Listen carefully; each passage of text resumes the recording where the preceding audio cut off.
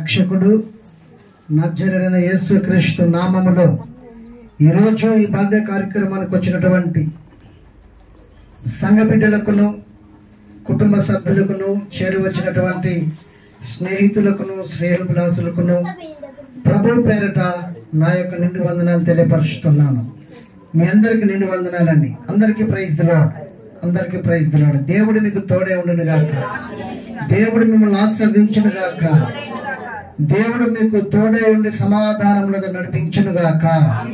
మంచిది. ఇంతవరకు చక్కని పాటలు పాడి ప్రభుని స్తుతించాం, ప్రభుని గణపరిచాం. కొన్ని నిమిషాలు మనం దేవుని మాటను విందాం.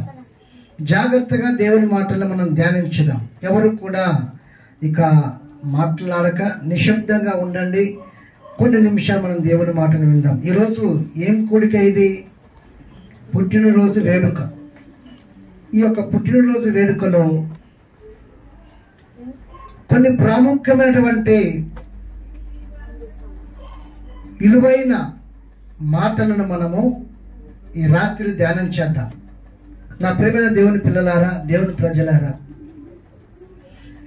ఏ తల్లి అయినా ఏ తండ్రి అయినా తన పిల్లలు గొప్పవాళ్ళు కావాలని కోరుకుంటారు. అవునా కాదా?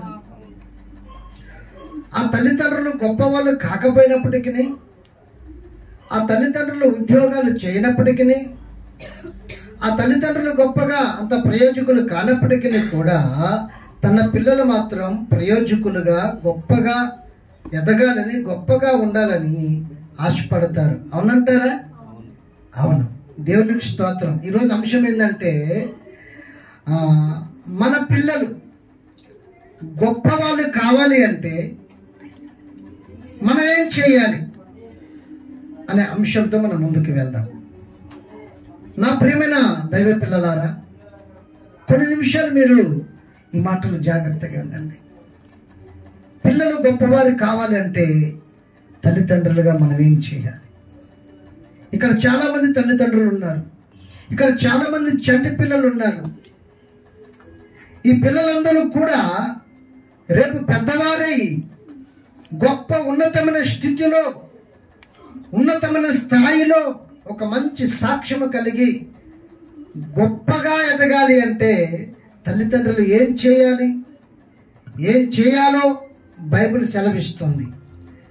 యోబు గ్రంథము 1వ అధ్యాయము 1వ వచనం నుండి మనం చూసుకున్నట్టయితే 5వ వచనం వరకు, ఊజు దేశమందు యోబు అను ఒక మనుషుడుండెను. అతడు యథార్థవంతుడు, న్యాయవంతుడునై దేవుని యందు భయభక్తులు కలిగి చెడుతనమును విసర్జించిన వాడు. అతనికి 7 కుమారులు, 3 కుమార్తెలు కలిగిరి. అతనికి 7,000 గొర్రెలు, 7,000 గొర్రెలు, 3,000 ఒంటెలను, 500 జతల ఎడ్లను, 500 ఆడుగాడిదలను కలిగి బహుమంది పనివారు అతనికి ఆస్తిగా ఉండెను. గనుక తూర్పు దిక్కు జనులందరిలో అతడే గొప్పవాడు, అతడే గొప్పవాడుగా ఉండెను. అతని కుమారులందరూ వంతుల చొప్పున అనుదినం ఒకరికొకరు తమ తమ ఇండ్లలో విందు చేయనై కూడినప్పుడు, విందు దినములు విందు చేయ కూడినప్పుడు తమ 3 అక్క చెల్లెళ్ళు తమతో కలిసి అన్నపానములు పుచ్చుకొనవలెనని వారిని పిలిపించుచూ వచ్చిరి. వారి వారి విందు దినములు పూర్తి కాగా యోబు తమ కుమారులు పాపము చేసి తమ హృదయములను దేవుణ్ణి దూషించిరేమో అని వారిని పిలవనంపించి వారిని పవిత్రపరిచి అరుణోదయమున లేచి వారిలో ఒక్కొక్కరి నిమిత్తమై దహన బలి నర్పించుచు వచ్చెను. ఇక చాలు. దేవునికి స్తోత్రం కలుగును గాక. దేవుని నామమునకు మహిమ కలుగును గాక. నా ప్రియమైన దేవుని బిడ్డలారా, యోబు అనే భక్తుడు బైబిల్ గ్రంథంలో మనం చూస్తూ ఉన్నాము. ఆయన గారికి 7 కుమారులు, 3 కుమార్తెలు. అయితే వారి మధ్య సైక్యత ఉన్నది, వారి మధ్య సమాధానం ఉన్నది, వారిలో ఐక్యత ఉన్నది. ఎందుకు అంటే ఈ 7 కుమారులు తమ 3 అక్క చెల్లెలను పిలిపించుకొని ఒకరి ఇంటిలో విందు కార్యక్రమం జరిగితే ఆ 9 మంది వచ్చేవారు. ఇలా ఒకరి తర్వాత ఒకరు విందు దినాలు ఏర్పాటు చేసుకొని దేవుడిని మహిమపరిచినట్టుగా మనం చూస్తా ఉన్నాము. హల్లెలూయా. వారి యొక్క విందు దినములు అయిపోయిన తర్వాత వారు జరిగించినటువంటి కార్యక్రమములను తన తండ్రి తెలుసుకొని విందు జరిగినటువంటి ఆ యొక్క కార్యక్రమాలను ఉద్దేశించి ఆ కార్యక్రమాలలో విందులో నా పిల్లలు హృదయములో ఏమైనా దూషణగారంగా పాపపు తలంపులతో, పాపపు ఆలోచనలతో, పాపపు స్వభావములతో, ఏమైనా నిర్లక్ష్య వైఖరితో దేవునికి వ్యతిరేకంగా తిరిగారేమో అని ఉద్దేశించి వారి కొరకు అరుణోదయముననే లేచి ఒక్కొక్కరి నిమిత్తము దహన బలి అర్పించినట్టుగా మనం చూస్తా ఉన్నాము. దేవునికి స్తోత్రం. వాళ్ళని పరిశుద్ధపరిచినట్టుగా మనం చూస్తా ఉన్నాము. వారి కొరకు ప్రార్థించినట్టుగా చూస్తూ ఉన్నాము. ఆయన ఎలా చేశాడట? అనునిత్యము అలా జరిగిస్తూ వచ్చాడట ఒక్కొక్కరి నిమిత్తము. ఎంత మంచి తండ్రి అండి. ఇక్కడ మనం ఆలోచన చేయాలి. పిల్లలను ఉద్దేశించి వారి కుమారుల కొరకు, వారి కుమార్తెల కొరకు యోబు గారు చేసిన పని ఏంటంటే, నా పిల్లలు విందు దినములు జరుగుతుండగా ఆహారం పుచ్చుకొని, అన్నపానములు పుచ్చుకొని, మనస్సులో ఆత్మలో ఏమైనా దేవుని దూషించారేమో అని తాను మాత్రం అనుమానించుకున్నాడు. తన పిల్లలను ఏమైనా చెదిరిపోయారేమో అనేసి వాళ్ళని పరిశుద్ధపరచు నిమిత్తమై ఏం చేశాడంటే ఒక్కొక్కరిని పిలవనంపించి వారి కొరకు ప్రార్థన చేశాడు. అరుణోదయమున, ఉదయకాలముననే ఎంత శ్రద్ధ తన పిల్లల పట్ల ఒక తండ్రికి, ఎంత జాగ్రత్తలు తీసుకుంటున్నాడు. ఈ రాత్రి ఈ పుట్టినరోజు వేడుకలో పాల్గొన్నటువంటి ఓ తల్లిదండ్రులారా, ఈరోజు పుట్టినరోజు జరుపుకుంటున్నటువంటి మంజులకును, తన తల్లికిని, వారి కుటుంబానికి దేవుడు ఒక హెచ్చరికగాను, లేదా ఒక ఉన్నతమైనటువంటి విలువైన మాటగాను, లేదా ఒక భవిష్యత్తులో మీకు ఉపయోగపడే ఒక విలువైనటువంటి ఒక ఇంపార్టెంట్ మాటగాను దేవుడు మాట్లాడుతున్నాడు. ఏంటంటే, మీరు మీ పిల్లల కొరకు తల్లిదండ్రులే యాజకులుగా లేవాలట. దేవునికి స్తోత్రం. తల్లిదండ్రులే యాజకులుగా మారాలి. ఆ పిల్లలను ఉద్దేశించి తండ్రి అరుణోదయమున ఒక్కొక్కరి నిమిత్తము దహన బలి అర్పిస్తున్నట్టు మనం చూస్తా ఉన్నాము. ఎందుకు ఆ యోబు గారికి అంత అనుమానం వచ్చింది పిల్లల మీద? ఈరోజు తల్లిదండ్రులు పిల్లలు ఏం చేస్తున్నారు? పిల్లలు చదువుకు వెళ్తున్నారా లేదా? వెళ్ళిన చోట మంచి స్నేహితులతో స్నేహం చేస్తున్నారా లేదా గమనిస్తున్నారా? అది కరువైపోయింది. పిల్లల్ని పట్టించుకోవట్లేదు. పిల్లలు ఏం చేస్తున్నారు? మంచి స్నేహితులతో స్నేహం చేస్తున్నారా? వారు ఫోన్ చూస్తున్నప్పుడు ఏం చూస్తున్నారు? వాళ్ళు ఎవరితో షాప్ చేస్తున్నారు? ఆ ఫోన్లో దైవికమైనటువంటి, దేవునికి మహిమకరమైనటువంటి విషయాలేనా అని పిల్లలను అనునిత్యము కూడా పరీక్షించాలట తండ్రి. వాళ్ళు జాగ్రత్తగానే ఉన్నప్పటికీ కూడా తండ్రి వారిని ఏం చేస్తాడంటే అనుమానించుకుంటాడు తను తానే. నా పిల్లలు ఏమైనా తప్పు చేశారేమో, పొరపాటు చేశారేమో, నేను మాత్రం అది ఏదైనా కానీ నా దేవునికి నేను ప్రార్థన చేస్తాను, ఒక్కొక్కరి నిమిత్తము నేను దహన బలి అర్పిస్తానని ఎంత మంచి తీర్మానం చేసుకొని ఒక యాజకుడిగా మారాడు. దేవునికి స్తోత్రం. ఇటువంటి తల్లిదండ్రులు చాలా అరుదుగా ఉంటారండి.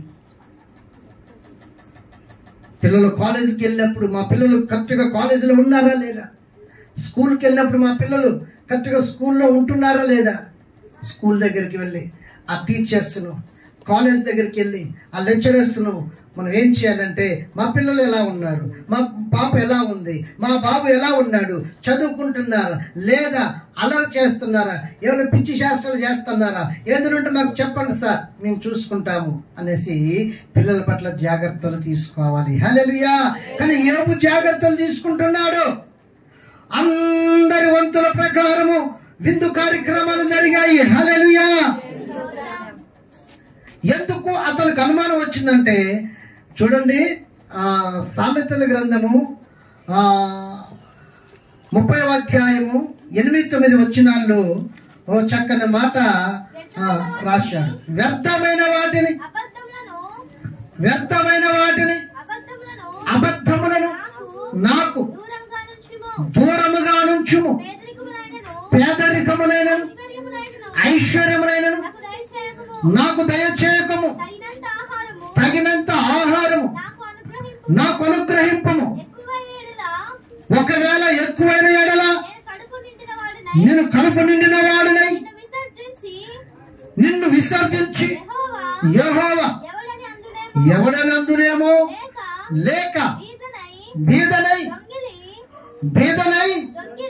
దొంగిలి నా దేవుని నామమును దూషించుదునేమో,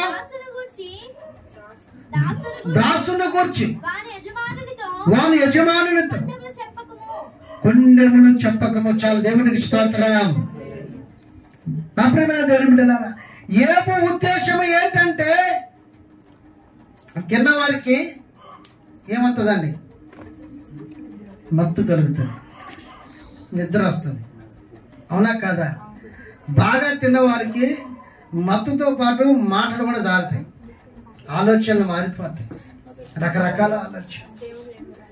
దేవుడు ఎవరైనా అనొచ్చామో కడుపు నిండా తిను అనేసి ఈ భక్తుడు అయినటువంటి ఆగురు అంటున్నాడు. అయ్యా, రాజైన ఆగురు అంటున్నాడు, అయ్యా నాకు ఎక్కువ దయచేయకు, తక్కువ దయచేయకు, తగినంత నాకు చాలయ్యా. ఒకవేళ ఎక్కువ నాకు దయచేస్తే కడుపు నిండిన వాడునై దేవుడు ఎవరనందునేమో, ఆ యెహోవా ఎవరనందునేమో. స్తోత్రం. ఒకవేళ లేని ఎడల నేను దొంగతనము చేసి దొంగగా మారుదునేమో, నా దేవుని నామము దూషణ పాలవుతునేమో. కాబట్టి అయ్యా నాకు తగినంత దయచేయి, నాకు ఏ పూటగా కావలసినటువంటి ఆహారము, నాకు ఏ పూటగా కావలసినటువంటి దీవెన నాకు సమయమునకు దయచేయండి అనేసి ప్రార్థన చేస్తున్నాడు. అవునండి, మనకేం కావాలి, ఎంత కావాలి, ఎంత మటుకు కావాలని మనము దేవుణ్ణి అడగాలి తప్ప మనము రాజుగారు అడిగినట్టుగా ఎక్కువ కానీ మరి తక్కువ కానీ కాకుండా మనము తక్కువ మోతాదులో కాకుండా ఎక్కువ మోతాదులో కాకుండా తగినంతగా దేవునికి స్తోత్రం. నా ప్రియమైనటువంటి దేవుని బిడ్డలారా, దైవ ప్రజలారా, బైబిల్లో మనం చూసినట్టయితే ఏలీ అనే ఒక ప్రవక్త ఉన్నాడు. తన పిల్లల పట్ల ఆయన విఫలమైపోయాడు, భక్తులు పెంచలేదు. అదే విషయానికి వస్తే ప్రవక్తలను సమయాలు కూడా ఉన్నాడు. తన కుమారులను కూడా ఆయన సరైన భక్తులు పెంచలేదు. అతను కూడా విఫలమైపోయాడు పిల్లలు పెంచే విషయంలో. చివరికి దావీదు భక్తుడు కూడా తన పిల్లల విషయంలో సరైన భక్తులు పెంచలేదు, అతను కూడా విఫలమైపోయాడు. కానీ భక్తుడైన యోబు మాత్రమే సఫలమయ్యాడు. స్తోత్రం. చప్పట్లు కూడా దేవుని నామమున మార్చండి. హల్లెలూయా. తన 7 కుమారుల విషయంలో, తన 3 కుమార్తెల విషయంలో ఆయన అరుణోదయం లేచి ప్రార్థన చేసినట్టుగా చూస్తున్నాము. ఓ తల్లిదండ్రులారా, మీ పిల్లల పట్ల మీరు జాగ్రత్త వహించండి. ఉదయకాలంలోనే మీ పిల్లల్ని లేపుతున్నారా?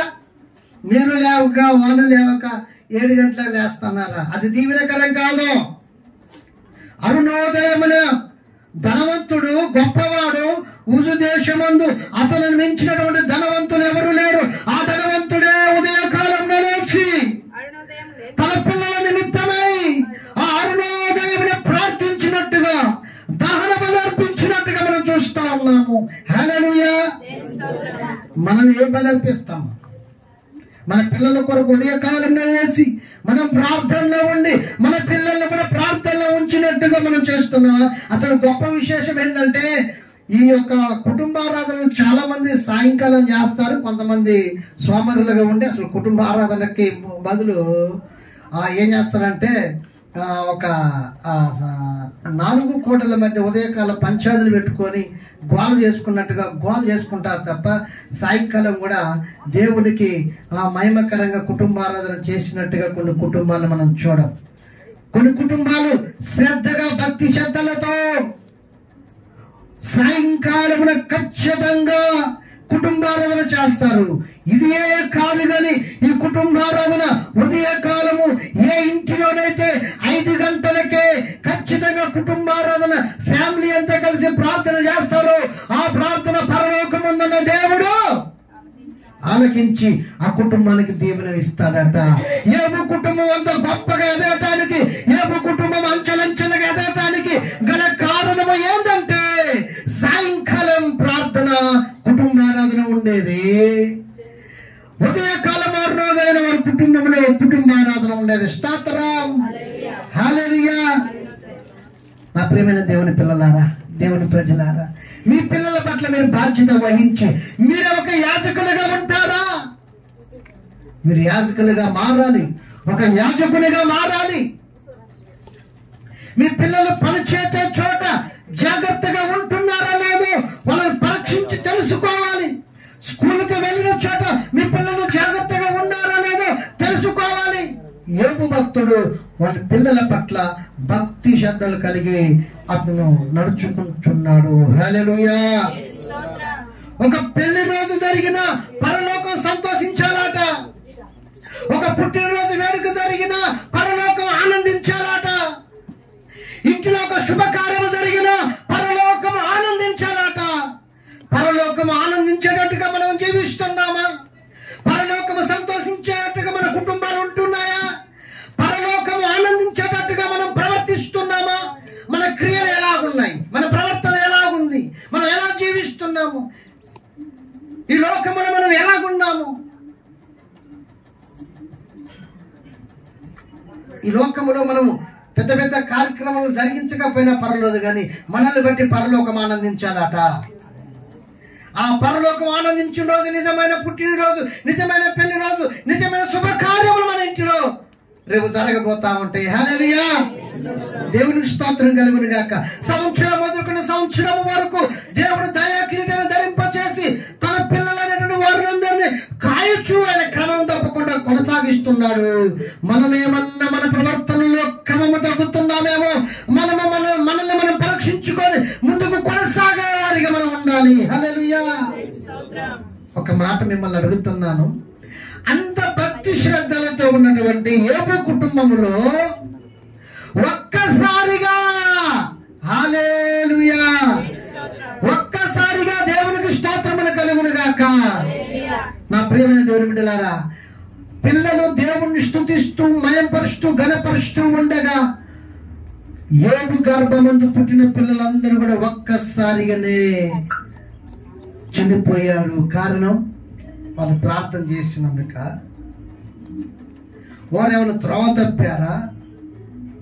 చాలా మంది అంటా ఉంటారు, పలానాయన చనిపోయాడు, పలానామ చనిపోయింది, చాలా మంచిది, చాలా మంచి అని అంటా ఉంటారు. స్తోత్రం. పక్కనున్న వాళ్ళు అంటారుగా ఆ మాట విని, అవునులేండి మంచి వాళ్ళని తొందరగా దేవుడు తీసుకుపోతాడు అంటే ఇప్పుడు మనం అంతా చెడ్డోళ్ళమా? హల్లెలూయా.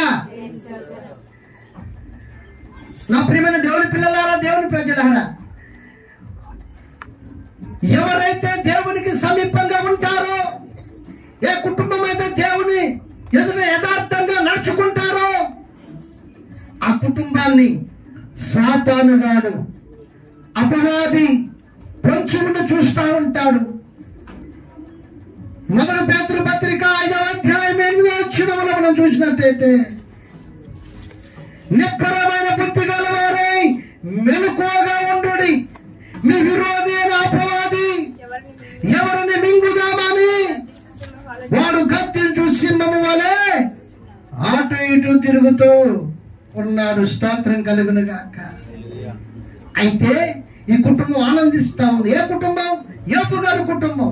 యోబు గర్భమందు పుట్టిన పిల్లలు ఆనందిస్తా ఉన్నారు, సంతోషిస్తా ఉన్నారు, సమాధానముతో ఉన్నారు, ఐక్యతతో ఉన్నారు, ఆనందములో ఉన్నారు. ఆ ఆనందములో ఉన్న కుటుంబంలో ఒక్కసారిగా ప్రళయం వచ్చి వారు ఉన్నటువంటి ఆ భవంతు కూలిపోయి అందరూ ఆ బిల్డింగ్ కింద చచ్చిపోయారు. హల్లెలూయా. అదేంటి పాస్టర్ గారు, వారందరూ అలా చనిపోవడమేంది, దేవుడు కాపాడలేడా అంటే దేవుడు కాపాడాడు వాళ్ళని. ఎందుకంటే వారు ఎక్కడున్నారో తెలుసా? వారిని బట్టి, వారు బ్రతికుండగా, వారు జీవించుండగా, వారి ప్రవర్తన బట్టి, వారి క్రియలను బట్టి, వారు చేసిన ప్రార్థనలు బట్టి పరలోకము అనుదినము ప్రతిదినము ఆనందించి మహిమ పొందింది కనుక వారిని ప్రభు తీసుకుని వెళ్ళాడు. స్తోత్రం. మరలా అదే 10 మంది పిల్లలను, 7 కుమారులను, 3 కుమార్తెలను దేవుడు మరలా తిరిగి యోబు గారికి అందించినట్టుగా మనం చూస్తూ ఉన్నాం బైబిల్లో. నా ప్రియమైన దేవుని పిల్లలారా, దేవుని ప్రజలారా, ఈరోజు పుట్టినరోజు జరుపుకుంటున్నటువంటి ప్రియ బిడ్డ, నీ యొక్క జీవితంలో దేవుడు 14 వసంతాలు కాచి కాపాడి 15వ వసంతంలో తోడుకొని తీసుకొని వచ్చాడు. మనం యోబు గ్రంథంలో ఆఖరి అధ్యాయంలో మనం చూసినట్టయితే, యోబు కుమార్తెలు బహు సౌందర్యము కలిగిన వారనేసి ఆ దేశమందంతటా యోబు కుమార్తెలంతా సౌందర్యవతులు కనబడలేదట. చాలండి. సౌందర్యవతులు అంటే ఏదో ఫ్యాషన్ గా రెడీ అయి లిప్టిక్లు పెట్టుకొని అందమైన డ్రెస్సులు వేసుకొని రకరకాలుగా అలంకరించుకొని లోకానికి అందంగా కనబడలే. వారి అంతరంగము దేవునికి, సమాజానికి, సంఘానికి అందముగా కనబడ్డదాట. హల్లెలూయా. నా ప్రియమైనటువంటి దేవుని పిల్లలారా, ఒక యోబు కుమార్తెలు ఎలాగనైతే సౌందర్యవతులుగా ఉన్నారో, ఈ సంవత్సరం నుండి తన జీవిత కాలమంతా కూడా, ఆమె బ్రతుకు దినములన్నీ కూడా, దేవుడు రాకడ పర్యంతరముకు కూడా ఆమె ఎలాగనుండాలంటే యోబు కుమార్తెలంత సౌందర్యం కలిగి ఉండాలి. హల్లెలూయా. హల్లెలూయా. నా ప్రియమైన దేవుని పిల్లలారా, దేవుని ప్రజలారా, నెంబర్ 1 మనం ఏం చేయాలంటే మన పిల్లల కొరకు మనమే యాజకులుగా మనము లేవాలి. రెండవదిగా ఏం చేయాలంటే ఉదయకాలం మనం ప్రార్థన చేయాలి, మనతో పాటు మన పిల్లల్ని ప్రార్థన చేయించాలి. మూడవదిగా ఏం చేయాలి అంటే మన పిల్లలు ఏం చేస్తున్నారో కూడా వారిని మనము ఒక పక్క వాళ్ళకి తెలియకుండా మనము వారిని పరీక్షించాలి. మాట వినకపోతే లెంపకాయలు వేయాలి. దేవునికి స్తోత్రం. హల్లెలూయా. ఇక మనం 4వది చూసుకున్నట్టయితే క్రమంగా బైబిల్ గ్రంథాన్ని చదివేటట్టుగా మనము వారిని బైబిల్ గ్రంథం వైపు నడిపించాలి. బైబిల్ చదివితే దేవుడితో మాట్లాడినట్టు, బైబిల్ని విసిరితే దేవుని వాక్యంను కాలుతో తన్నినట్టే. దీవించబడాలి, ఆశీర్వదింపబడాలి అంటే ఈ బైబిల్ గ్రంథం ఒక పుస్తకం అనుకో, మాకు శక్తివంతమైన పుస్తకం. ఈ బైబిల్ పుస్తకం ఆ ప్రారంభంలో ఆ అట్ట మీదనే ఉంటుంది అంటే తెలుసా, ఇది పవిత్ర గ్రంథం అని, ఇది పరిశుద్ధ గ్రంథం అని ఉంటుంది. ఈ పరిశుద్ధ గ్రంథాన్ని నువ్వు విసిరినట్టయితే నీ జీవితం కూడా విసిరినట్టుగానే ఉంటుంది. నువ్వు ఇంకా ఏదైనా నువ్వు ఛేదరించుకోవచ్చు, కానీ ఈ పరిశుద్ధ గ్రంథాన్ని మాత్రం ఛేదరించవద్దు. గుండెలకు హత్తుకోవాలి. ఇందులో ఉన్న ప్రతి మాట కూడా గుండెల్లో ఉండాలి. అప్పుడే నువ్వు లోకానికి సౌందర్యవతుడిగా నువ్వు కనపడతావు. హల్లెలూయా. మన పిల్లలు మంచి వాళ్ళని మనం చెప్పుకోవడానికి కాదు, మన పిల్లలు మంచి వాళ్ళని సమాజం చెప్పాలి, మన పిల్లలు మంచి వాళ్ళని సంఘం చెప్పాలి, మన పిల్లలు మంచి వాళ్ళని దేవుడు చెప్పాలి. హల్లెలూయా. దేవుడి చేత సాక్ష్యం పొందినటువంటి భక్తులు బైబిల్లో ఉన్నారు. ఒకరి పేరు మీరు చెప్పగలరా? ఎవరు ఆ భక్తుడు? దేవుడి చేతనే సాక్ష్యం పొందిండు. యోబు గారేనండి. యోబు గారేనండి. దేవుడే సాక్ష్యం చెప్తున్నాడు సాతానుతో, అపవాదితో. ఎవరు బాబు నువ్వు ఇటు వచ్చావు, నీకేం పని ఇక్కడ అంటే, భూమి మీద అటు ఇటు తిరుగుతూ క్రమం తప్పి వరుస తప్పి నేను లైన్ తప్పిగో ఈ దేవదూతలతో కలిసి వచ్చాను. సరే వచ్చేవాళ్ళు కానీ భూమి మీద నా భక్తుడు, నా శిష్యుడు, నా సేవకుడు, నా దాసుడు, నా ప్రియమైన కుమారుడు యోబు భక్తుడు అక్కడున్నాడు. అతను నీకు తెలుసా? అతను యథార్థవంతుడు, న్యాయవంతుడును, గొప్పవాడునని దేవుడు పొగుడుతున్నాడండి. భయభక్తులు కలిగిన వాడిని దేవుడే చెబుతున్నాడు. స్తోత్రం. ఓ ప్రియ బిడ్డ, మన గురించి, మన పిల్లల గురించి, మన సంఘాల గురించి, మన కుటుంబాల గురించి దేవుడు సాతానుతో సాక్ష్యం చెప్పేటట్టుగా ఉండాలి. దేవుడు ఎవరికో సాక్ష్యం చెప్పడండి, మనుషులకు చెప్పడు. నీ గురించి నా గురించి సాతానుతో పంచుకుంటాడు. ఇదిగో నా బిడ్డ లోకములో ఉన్నప్పుడు రకరకాలుగా జీవించింది, నన్ను వెంబడించిన మొదలుకొని ఇప్పటి వరకు కూడా యథార్థవంతురాలుగా, యథార్థవంతునిగా జీవిస్తుంది అని సాతానుతో చెప్తా ఉంటాడు. దేవుడు మురిసిపోతా ఉంటాడు మనల్ని బట్టి, ఆనందిస్తూ ఉంటాడు మనల్ని బట్టి. ఆ ఆనందదాయకంగా మనం ఉండాలి అంటే మన అంతరంగము ఎలా ఉండాలి అంటే శుద్ధి చేయబడాలి. హల్లెలూయా. నా ప్రియమైన దేవుని బిడ్డలారా, మన అంతరంగ సౌందర్యాన్ని దేవుడు కోరుకుంటున్నాడు. ఎస్తేర్ మహారాణిని చూసినట్టయితే ఆమె యొక్క బాహ్య సౌందర్యాన్ని చూసి దేవుడు హెచ్చించలేదు, అంతరంగ సౌందర్యం చూసి ఆమెను హెచ్చించి ప్రేమైన దేవుని బిడ్డలారా, దేవుని ప్రజలారా, ఒక మహారాణిగా దేవుడు చేశాడు. హల్లెలూయా. ఎస్తేరును చూసినప్పుడట రాజుకు దయ కలిగిందంట. మనల్ని చూసినప్పుడు దేవునికి, సమాజంలో మనుషులకు దయ కలగాలి.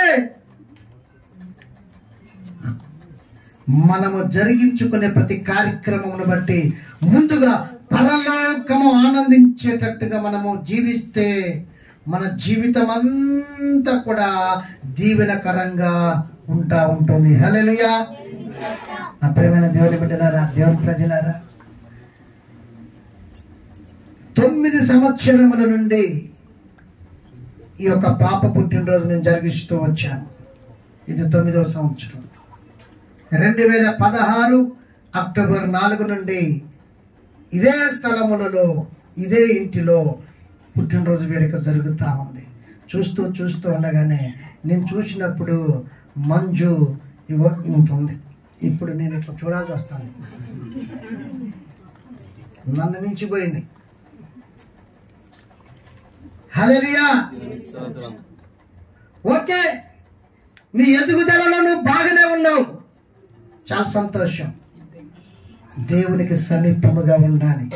యోబు పిల్లల హృదయాలట దేవునికి దగ్గరగా ఉండి, అసలు 10 మంది పిల్లలు కలిసి అక్కడ భోజనం చేయటం అంటే అసలు అది అయ్యే పని. ఇప్పుడున్న రోజులలో ఇద్దరున్న కుటుంబాల్లో అన్నం చూస్తే తమ్ముడు దూరంగా పోతాడు, తమ్ముడు చూస్తే అన్న దూరంగా పోతాడు. ఇద్దరికి సైక్యత లేదు, ఐక్యత లేదు. ఐక్యత లేదు, సమాధానం లేదు. కానీ ఆ రోజులలో యోబు ఎంత భక్తిలో వారిని పెంచి ఉంటే ఆ 10 మంది ఒక్కరు విందు చేస్తే 9 మంది కుటుంబాలతో వచ్చి విందు చేసి వెళ్ళేవారట వారి ఇళ్లలో. స్తోత్రం. నా ప్రియమైన దేవుని బిడ్డలారా, ఈ గొప్పతనం అంతా యోబు గారిదేనండి. యోబు కరెక్ట్ గా ఉన్నాడు, యోబుని బట్టి తన పిల్లలు కరెక్ట్ గా ఉన్నారు. యోబు దేవుని వెంబడించాడు, తన పిల్లలు దేవుని వెంబడించారు. యోబు యథార్థంగా ఉన్నాడు దేవుడి పట్ల, వారి పిల్లలు యథార్థంగా ఉన్నారు. యోబు నీతిగా ఉన్నాడు, తన పిల్లలు నీతిగా ఉన్నారు. యోబు గొప్పవాడిగా ఉన్నాడు, తన పిల్లలు గొప్పవాళ్ళుగా ఎదిగారు. మన పిల్లలు గొప్పవాళ్ళుగా ఉండాలి, గొప్పగా ఎదగాలి అంటే యాజకత్వ ధర్మం మనం చేయాలి. అరుణోదయం లేసే అలవాటు మనకు ఉండాలి. మన పిల్లలు లేపి ప్రార్థన చేయించాలి. కుదరదు అంటే లేదు. కుదరదు అంటే కుదరదు, కుదిరించుకోవాలి. దేవునికి స్తోత్రం కలుగును గాక.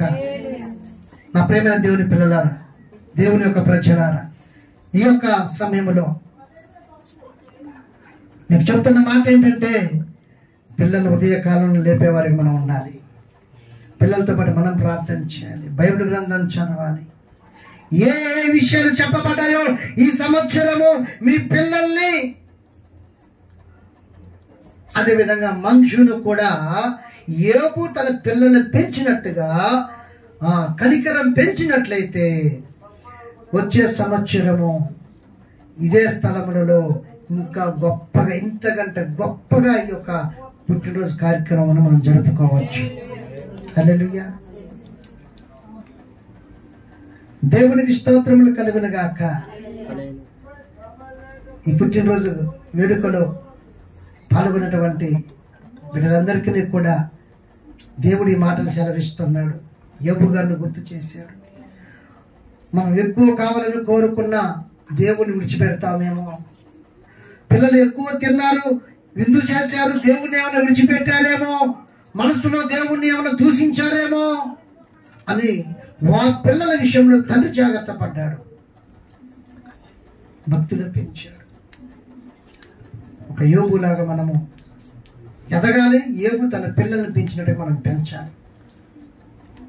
మనోహ దేవుణ్ణి అడుగుతున్నాడు, అయ్యా పుట్టబోయే బిడ్డను ఎలా పెంచాలో నాకు నేర్పుము అంటున్నాడు మనోహ. ఏం తాగిపించాలి, ఏం తినిపించాలి, ఎలా పెంచాలి నాకు నేర్పుము అంటే, దేవుని దూత వచ్చి ఎలా అతనిని పెంచాలో, అతనిని ఎలా ముందుకు తీసుకెళ్లాలో దేవుని దూత వచ్చేసి మనోహ భార్యతో చెప్పటం మనం చూస్తూ ఉన్నాము. హల్లెలూయా.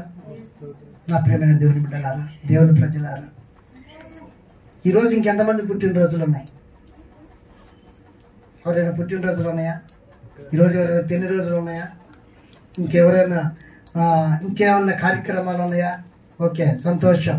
నా ప్రియమైన దేవుని బిడ్డలారా, ఒక పుట్టినరోజు వేడుక జరుపుకోవటం అంటే, నా ప్రియమైన దేవుని బిడ్డలారా, ముందుగా నన్ను బట్టి సంవత్సరం మొదలుకొని సంవత్సరం వరకు దేవాది దేవుడు నన్ను కాపాడుతూ, పోషిస్తూ, నడిపిస్తూ వచ్చాడు కదా.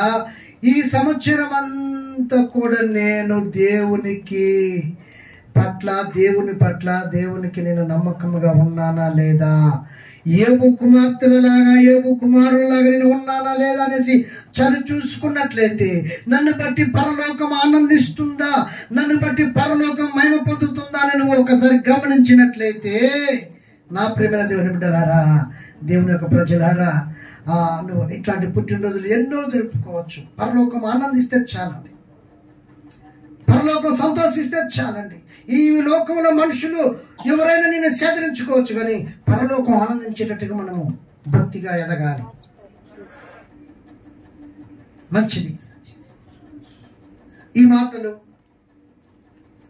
వినికిడిలో దేవుడు దీవించి మహిమ పొందునుగాక. ఈరోజు బర్త్డే చేసుకుంటున్న బిడ్డకు, యోబు కుమారులకు కుమార్తెలకు ఇచ్చిన దీవెనలు ఈ బిడ్డపై కుమారించినగాక. చిన్న మాట ప్రార్థన. దయగలిగిన మా యేసయ్య, దయామైన మీకు స్తోత్రాలు. ఇంతవరకు కొన్ని మాటలు ఈ బర్త్డే కార్యక్రమంలో మాట్లాడి ఉన్నావు నీ దాసుల ముఖాంతరముల నుండి. ప్రతి మాట, ప్రతి తల్లి తండ్రి వారి పిల్లల కోసం యాజకునిగా, యాజకురాలుగా లేచునుగాక. అరుణోదయంలో తల్లిదండ్రులను, కుటుంబంలో పిల్లలను లేచి ప్రార్థించుదురుగాక. అయ్యా, ప్రతి దినము అనుదినము దేవుని వాక్యం చదువుతూ నమ్మకముగా, యథార్థముగా జీవితురుగాక. అలాగనే ఈరోజు పుట్టినరోజు జరుపుకుంటున్న బిడ్డ కూడా ఈ ప్రకారముగా తన జీవిత కాలమంతా నడుచుకొని ఒక యోబు కుమార్తెల వంటి సౌందర్యము కలిగి, అంతరంగ సౌందర్యము కలిగి తన జీవిత కాలమంతా కూడా కొనసాగుతూ దీవెనలతో ముందుకు సాగుదునుగాక. ఆమేన్, ఆమేన్, ఆమేన్.